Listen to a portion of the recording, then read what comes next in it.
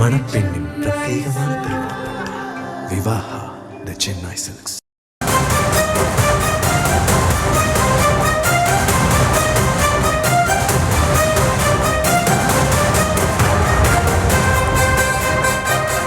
அண்மை செய்தி.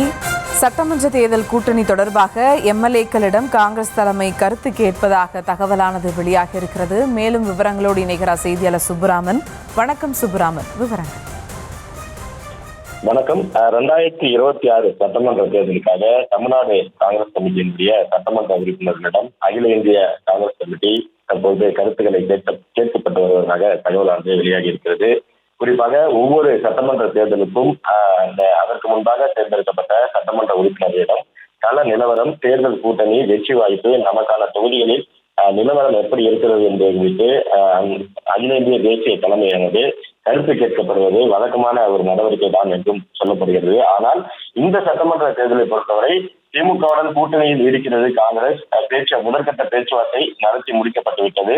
ஆனாலுமே கூட தற்போது வரை அந்த சலசலப்பு என்பது ஓய்ந்தபாடில்லை. அதற்கு முக்கிய காரணம் என்னவென்றால், நேற்றைக்கு டெல்லியில் பேசிய தமிழ்நாடு காங்கிரஸ் கமிட்டியினுடைய மேலிட பொறுப்பாளர் கிரிஷ் ஜோடங்கர் 25 தொகுதிகளை திமுக எங்களுக்கு தர முன்வந்திருக்கிறது. ஆனால் எங்களுக்கு கூடுதல் தொகுதிகள் வேண்டும். எங்களுக்கு சட்டமன்றத்தில் போதிய பிரதிநிதித்துவம் இல்லை. ஒரு ராஜ்யசபா உறுப்பினரை தேர்ந்தெடுக்கக்கூடிய அளவிற்கு எங்களுக்கு அந்த சட்டமன்ற உறுப்பினர்கள் எண்ணிக்கை வேண்டும் என்ற வகையில் அவர் சொல்லியிருக்கிறார். குறிப்பாக ஒரு ராஜ்யசபா உறுப்பினரை தேர்ந்தெடுக்கக்கூடியதற்கு 36 சட்டமன்ற உறுப்பினர்களுடைய ஆதரவு தேவை. அந்த வகையில் காங்கிரஸ் கட்சி தொடர்ந்து அந்த 36 எண்ணிக்கையை தொடர்ந்து கேட்கப்பட்டு வருவதாகவும், எங்களுக்கு கூடுதல் தொகுதிகள் வேண்டும் என்பதில் காங்கிரஸ் கட்சி உறுதியாக இருப்பதாகவும் சொல்லப்படுகிறது. தற்போது தமிழ்நாடு சட்டமன்ற காங்கிரஸ் உறுப்பினர்களிடம் அந்த கருத்துக்கள் கேட்கப்பட்டு வருகிறது.